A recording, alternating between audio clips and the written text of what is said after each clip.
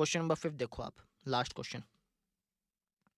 ये वीडियो बहुत लंबी बनेगी, दिख गया मुझे। चलिए कोई बात नहीं।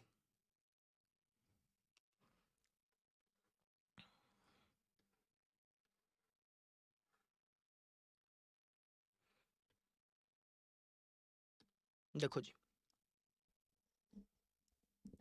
क्या बोला गया कि यूक्लिड विभाजन प्रमेयिका का प्रयोग करके दर्शाइए कि किसी धनात्मक पूर्णांक का घन नो एम प्लस वन या नो एम प्लस आठ के रूप का होता है। हमें यह बताना है कि कोई भी धनात्मक पूर्णांक है, अगर मैं उसका क्यूब करूं तो क्यूब करने पर हमें इस टाइप का मिलेगा, जो नंबर मिलेगा वो इस टाइप का होगा।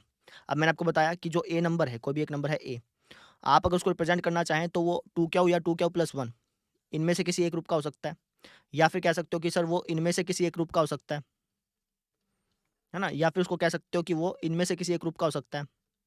मैं फास्ट लिख रहा हूँ, थोड़ा सा राइटिंग खराब होगी, ठीक है। या फिर कह सकते हो कि वो इनमें से किसी एक रूप का हो सकता है, पाँच क्यू प्लस वन, ऐसे। समझ पा रहे हो ना मैं जो कहना चाह रहा हूँ, है ना। इनमें से किसी भी एक रूप का आप ले सकते हो। आप कह सकते हो कि जो ए है, जो आपका जो आपने नंबर लिया, या तो वो टू क्या होगा या फिर टू क्या प्लस वन होगा, या फिर आप कह सकते हो जो आपने ए नंबर लिया, या तो वो तीन क्या होगा या फिर तीन क्या प्लस वन या फिर तीन क्या प्लस टू होगा। जो आपने ए नंबर लिया, या तो वो चार क्या होगा या फिर चार क्या प्लस वन होगा, या फिर चार क्या प्लस टू होगा, या फिर चार क्या प्लस थ्री होगा। आप ऐसे करके प्रेजेंट कर सकते हो। वो आपके ऊपर डिपेंड करता है कि आपने किसको लेना है। भाई अगर आपको प्रूफ करके दिखाना है कि जो हर एक नंबर है वो फोर एम या फिर फोर एम प्लस वन के रूप का होगा, तब तो आप ऐसे लोगे। अगर आपको प्रूफ करके दिखाना है कि हर एक जो नंबर है मतलब उसका स्क्वायर करने पर, वो उसका स्क्वायर करने पर नो एम प्लस वन या फिर नो एम प्लस चार आता है, तो आप ये वाली चीज़ लोगे। ये चीज़ है ना, ठीक है। अब वो तो आपके ऊपर डिपेंड करता है कि भैया आपको प्रूफ करने के लिए क्या दिया गया है। जैसे यहाँ पे देखो, अब बोला कि किसी धनात्मक पूर्णांक का घन अगर मैं उसका क्यूब करूं तो वो नो एम प्लस वन और नो एम प्लस आठ के रूप का हो। अब मैं किसको लूंगा? अगर मैं इसको लेकर चलूं, मैं कह दूं भैया कोई भी धनात्मक पूर्णांक ए है तो उसको मैं इनमें से किसी भी एक रूप में लिख सकता हूँ। वो जो धनात्मक पूर्णांक है या तो वो इस रूप का होगा या फिर इस रूप का होगा। तो जब मैं इनका क्यूब करूंगा, क्यूब करने पर मुझे नो का मल्टीपल नहीं मिलेगा।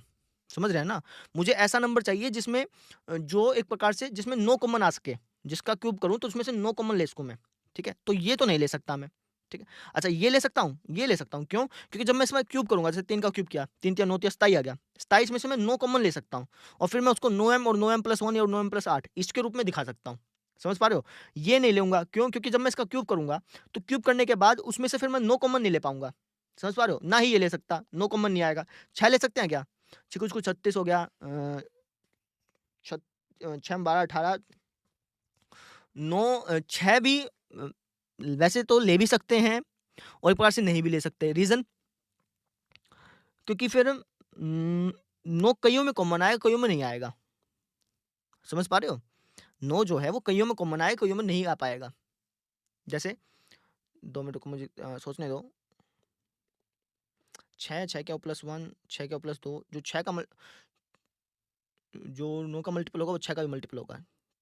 6 12 18, हाँ, ले सकते हो, 6 भी ले सकते हो, ले सकते हो। इसका रीज़न क्या होता है वो समझो। भाई जो 9 का मल्टीपल होगा वो 3 का भी मल्टीपल होगा। जो 9 के पहाड़े पे आएगा वो 3 के पहाड़े पे आएगा, यानी आप 3 ले सकते हो। जो 9 के पहाड़े पे आएगा वो 6 के पहाड़े पे आएगा, यानी आप 6 लेके भी इसको प्रूफ कर सकते हो। वो आपके ऊपर डिपेंड करता है ना? मैं 9 लेके तो करूँगा नहीं भाई, क्योंकि 9 लेके करूँगा तो मेरे पास 8 केस हो जाएँगे। मुझे 9 क्या प्लस 1, 9 क्या प्लस 2, 9 क्या प्लस 3, 9 क्या प्लस 4 इनके क्यूब करके दिखाने पड़ेंगे। समझ पा रहे हो? 8 केसेस हो जाएँगे। तो इसलिए मैं एक काम करता हूँ, इसको ले लेता हूँ। इसमें थोड़े केसेस होंगे और मैं इससे प्रूफ करके दिखा सकता हूँ। अब ध्यान से समझो इसका मतलब क्या है। इसने क्या बोला कि किसी भी धनात्मक पूर्णांक का अगर मैं घन करूँ, क्यूब करूँ, तो वो इसी रूप के होता है। इन तीनों में से किसी भी एक रूप का होता है, ये ध्यान है। तो कोई भी अपना नंबर ले लो। जैसे मान लो आपने ले लिया 4, 5, 6, 7, 8, 9। अगर आप इनका क्यूब करेंगे तो 4 का क्यूब 4 चौके 16, 16 चौके 64, 25 25 पंजे 25 25 25 25 पंजे 125, चिको चिको 36 36 छिक्का 216, है ना? ये भी ऐसे ऐसे चलता जाएगा। तो अगर आप देखें तो 64 को आप क्या लिख सकते हो? अगर आपको 9 के टर्म्स में लिखना है तो क्या लिख सकते हो? 9 सत्ता 63 प्लस 1, यानी एक प्रकार से आपने 9 एम प्लस 1 के रूप का लिख दिया। इसको अगर आप लिखना चाहें तो 9 एकम 9, 3 बच गया, 9 पंज 9 तिया 27, यानी 13 निम्मा 117 होता है ना? प्लस में 8, यानी आपने इसको 9 एम प्लस 8 के रूप का लिख दिया। मतलब ये था कि जितने भी इंटीजर्स है अगर मैं उनका क्यूब करूँगा तो हर एक क्यूब जो है वो इनके रूप में लिखा जा सकता है। या तो वो 9 एम के रूप का होगा, या 9 एम प्लस 1 के रूप का होगा, या फिर 9 एम प्लस 8 के रूप का होगा। इसी बात को आपको प्रूफ करके दिखाना है। आप क्या कहोगे? आप क्या लोगे जी, कोई भी नंबर मैंने ए मान लिया, क्योंकि सभी नंबर्स के लिए प्रूफ करना है ना। एक तो काम कर सकता था सारे नंबर करके दिखा दूँ, लेकिन नहीं कर सकता, ऐसे तो बहुत सारे नंबर हैं। तो मैंने हर एक नंबर को ए मान लिया। अब ये जो ए नंबर है, ये हो सकता है, ये जो ए नंबर है इसको मैं कह सकता हूँ कि भैया ये 2 क्याऊ की शेप का है या फिर 2 क्याऊ प्लस 1 के रूप का है। इन दोनों में से किसी एक रूप का हो सकता है। इसको भी ले सकता हूँ, लेकिन मैं इसको लेऊँगा नहीं ना, क्योंकि इसका मुझे क्यूब करने पे जो हमारा वैल्यू आएगी वो नो एम के मल्टीपल में नहीं आ पाएगी। इसलिए मैं कह दूँगा कि ये जो नंबर है ए, ये या तो 3 क्याऊ के रूप का होगा, या 3 क्याऊ प्लस 1 के रूप का होगा, या फिर 3 क्याऊ प्लस 3 के रूप 3 क्याऊ प्लस 2 के रूप का होगा। है ना? 9 में भी ले सकते हो, 9 क्याऊ के रूप का होगा, 9 क्याऊ प्लस 1 के रूप का होगा, 9 क्याऊ प्लस 2 के रूप का होगा, ऐसे भी ले सकते हो। लेकिन उसमें 8 केसेस बन जाए 9 केसेस बन जाएँगे। उनको क्यूब कैसे करोगे? नहीं कर पाओगे, बहुत मुश्किल हो जाएगा। कर तो लोगे लेकिन टाइम बहुत लगेगा। है ना? तो मैं कह दूँगा कि ये जो ए नंबर है, या तो ये 3 का मल्टीपल होगा, या 3 का मल्टीपल से 1 ज़्यादा होगा, या फिर 3 का मल्टीपल से 2 ज़्यादा होगा। अब मैं इनका कर दूँगा क्यूब, क्योंकि क्यूब करने से जो मुझे वैल्यू मिलेगी उसमें से मैं 9 कॉमन निकाल करके नो एम प्लस 1 और नो एम प्लस 8 इसके रूप में दिखा सकता हूँ। इसलिए मैं इनको 3 क्याऊ प्लस 1 3 क्याऊ प्लस 2 के रूप में ले रहा हूँ। लॉजिक समझ में आ गया थोड़ा बहुत? बस ठीक है, थोड़ा बहुत ही समझ में आ गया तो बहुत अच्छी बात है ना, ठीक है। अब इसको क्वेश्चन को सॉल्व करते हैं। जैसे हमने पहले किया, हमने माना कोई धनात्मक पूर्णांक ए है। मैंने मान लिया कोई धनात्मक पूर्णांक ए है, तथा यह धनात्मक पूर्णांक यह धनात्मक पूर्णांक ये जो धनात्मक पूर्णांक है इसको मैं किसी भी रूप में लिख सकता हूँ। 2 क्याऊ प्लस 1 इसमें मैं लिख सकता हूँ, लेकिन मैं लिखूंगा किसमें? 3 क्याऊ प्लस 1 3 क्याऊ प्लस 2 इनमें से किसी भी एक रूप में लिख सकता हूँ। तथा यह धनात्मक पूर्णांक 3 क्याऊ प्लस 1 3 क्याऊ प्लस 3 में से किसी भी एक रूप में लिखा जा सकता है। किसी भी एक रूप में लिखा जा सकता है। लिखा जा सकता है। ये जो पूर्णांक है ए, इसको मैं ये ऐसे भी लिख सकता हूँ। इनमें से मतलब किसी भी एक में लिख सकता हूँ। वो मुझे नहीं पता कि किस टाइप में लिखा जाएगा, वो तो इसलिए तो मैं तीनों केस लेके चल रहा हूँ, है ना? तो केस नंबर फर्स्ट, अगर ए बराबर है 3 क्याऊ के, अगर ए किसके बराबर है 3 क्याऊ के, थोड़ी सी राइटिंग खराब होगी भाई, है ना? तो एडजस्ट कर लेना। ए किसके बराबर है? 3 क्याऊ के बराबर है। तो अगर मैं दोनों तरफ क्यूब कर दूं, क्योंकि मुझे क्या बोला कि उनका क्यूब करने पर इस टाइप की रकम बनेगी, है ना? तो क्यूब करके देखेंगे, दोनों तरफ क्यूब करेंगे तो यहाँ पे क्या आएगा? ए का क्यूब, यहाँ पे क्या आएगा? 3 तिया 9 9 तिया 27 क्याऊ क्यूब। अब मुझे इसको कैसे दिखाना है? No M plus 1 no M plus 8 इनमें से किसी एक रूप का दिखाना है। तो कैसे दिखा सकता हूँ? अगर मैं इसमें से 9 कॉमन ले लूँ तो अंदर क्या बच गया? 3 क्याऊ क्यूब रह गया, है ना? तो अगर मैं देखूँ तो इसको मैं अगर m मान लूँ तो इसको मैंने नो एम के रूप का दिखा दिया, जहाँ पे m क्या है? 3 क्याऊ क्यूब है। सिंपल, है ना? आप कह सकते हो सर इसमें 3 कॉमन ले सकते थे, तो फिर वो 3m के रूप का हो गया ना। मुझे नो एम के रूप का दिखाना है, तो इसलिए मैंने यहाँ पे 9 कॉमन लिया, 3 अंदर रखा। समझ गए? केस नंबर 2, अब ये जो अंदर वाला जो नंबर है, जो आपका पूर्णांक है धनात्मक पूर्णांक, अगर ये 3 क्याऊ प्लस 1 के रूप का हुआ, अगर इसकी जो शक्ल है वो 3 क्याऊ प्लस 1 के रूप की हुई, तो अगर मैं इनका क्यूब कर दूँ दोनों तरफ, इसका भी क्यूब कर दिया, इसका भी क्यूब कर दिया, तो ध्यान से समझिए, ए प्लस बी का क्यूब क्या होता है? ए प्लस बी का क्यूब होता है ए का क्यूब प्लस बी का cube plus 3a² B plus में 3ab²। वैल्यू रखते हैं।